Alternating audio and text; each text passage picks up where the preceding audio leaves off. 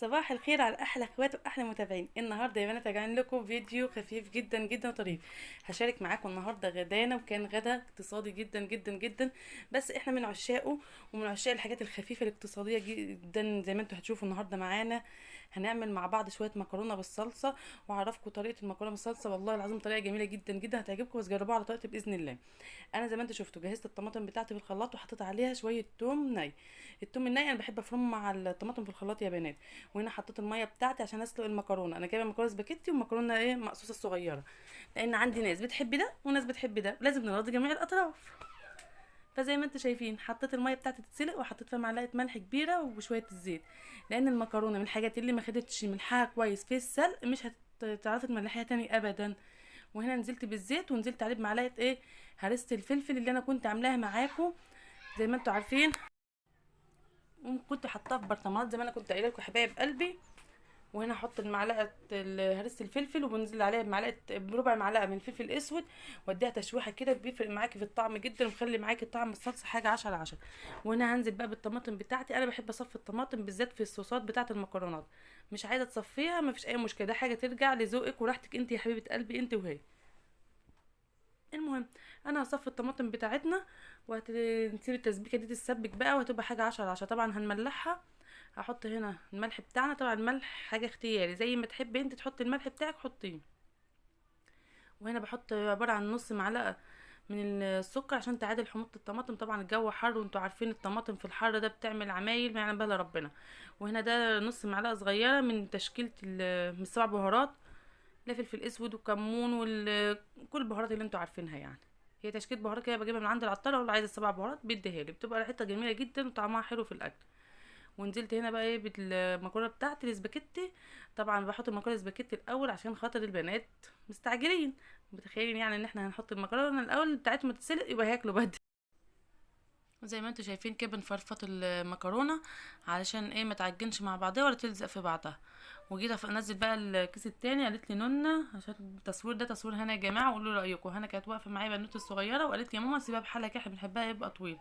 ولا يهمك يا نونا يا قمر، نعمل اللي هم شايفينه واللي هم عايزينه، ربنا يصلح حالهم ويعين عليهم يا رب، اللهم امين. ادعوا لي بس ربنا يصلح الحال واجيب حامل باذن الله يا بنات، عشان بجد انا قرفه البنات معايا وعيالي مطلعه عينيهم انا. زي ما انتم شايفين كده ولعنا على المكرونه بتاعتنا، وهنغطي عليها دلوقتي وهتتسلق. وهنا المكرونه بتاعتنا اتسلقت ما شاء الله تبارك الرحمن.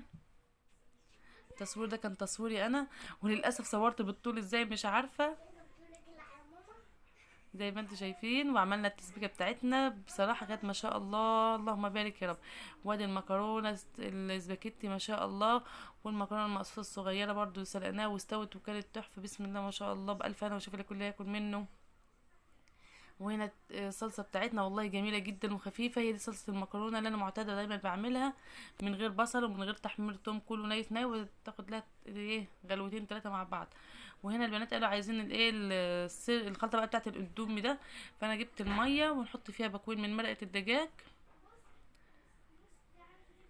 وبحط اللهم صل على النبي ربع كوبايه خل معاهم، بتطلع ما شاء الله. وبننزل ببكوين مرق الدجاج. طبعا ما بنحطش ملح يا بنات، عشان هو المرق الدجاج اصلا فيها ملح، فانت تحطي بكوين على كميه الميه الصغيره دي، بقى ملحها كده 10/10. مش عايزه ملح تاخد بالك من التكايه الصغيره دي. وهننزل بنص معلقه توم فريش. توم فريش مش بودر، لان التوم الفريش طعمه بيفرق جدا في الاكل. وربع معلقه من الكمون. واديله غلوه على النار، بتبقى عامله زي الدقه بتاعه الكشري او دقه الاندومي. المهم بتطلع طعمها تحفه تحفه، وجربوها تعجبكم. وجينا هنا بقى عشان نسقي ونسمي ونبتدي كده ونقول يا هادي ربنا يجعل غدانا بألف هنا وشفا. المهم انا حمرت طبق بطاطس زي ما انتم شايفين، وهسقي للبنات في كل واحده في طبق كده زي ما انتم شايفين، اكننا عاملين كشري مصري يعني. لان المشكله عندي ما بيحبوش الكشري المصري لاسباب، ما بياكلوش العدس بجبه، ولا بياكلوا الحمص، ولا بياكلوا الرز على المكرونه. فده بيخليني ما اعرفش اعمل لهم الكشري المصري. فبنعمل المكرونه كده زي الكشري المصري كده، بنعمل الدقه بتطلع حلوه. وبرده البصل المحمر ما بياكلوهوش عند البنات. فكل فيها بنعمل مكرونه زي ما انتم شايفين، والصلصه بتاعتها بتبقى 10/10 زي ما انتم شايفين كده، بتطلع والله العظيم شويه مكرونه يا بنات جربوها تعجبكم، تحفه تحفه تحفه. على فكره انا بكلم البنات والولاد، بكلم اي حد من متابعين قناتي، عشان في ناس علقت وقالت انت بتكلمي البنات بس. فانا لا، انتوا كلكم اخواتي وكلكم على راسي، وكلكم ربنا يديمكم نعمه في حياتي يا رب. انا بكلم كل اللي يخش قناتي على راسي من فوق، وربنا يديمكم نعمه في حياتي، ما تحرمش منكم ابدا يا احلى اخوات في الدنيا، اولاد وبنات، وربنا يعزكم ويزيدكم دايما يا رب. وادي الصلصه بتاعتنا الجميله بقى، هنحط على الاطباق بتاعتنا شويه صلصه كده، ندلعهم بقى بالصلصه بتاعتنا الجميله. طعمها كان تحفه والله العظيم، كانت حاجه 10/10. شايفين ما شاء الله، صلصه تقيله وجميله.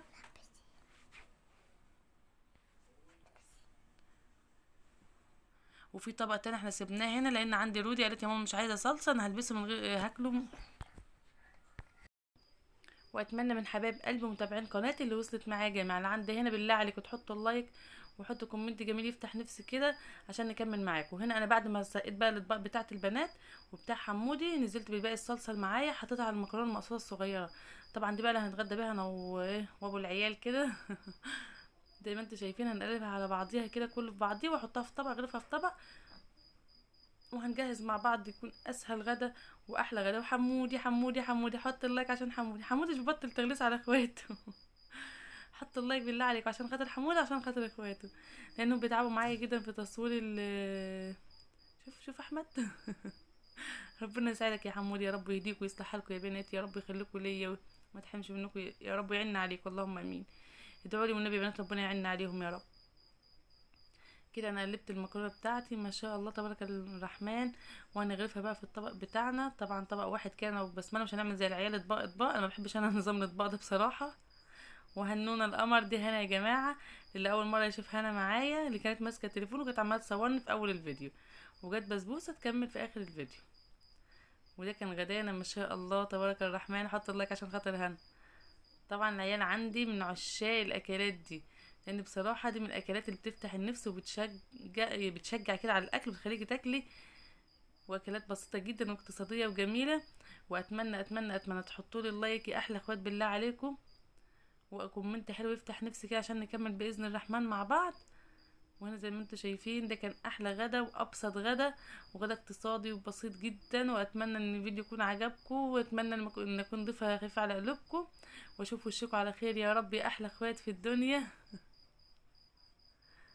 يلا اشوف وشكم على خير يا احلى اخوات واحلى عيله، ربنا يديمكم نعمه في حياتي يا رب. مع السلامه.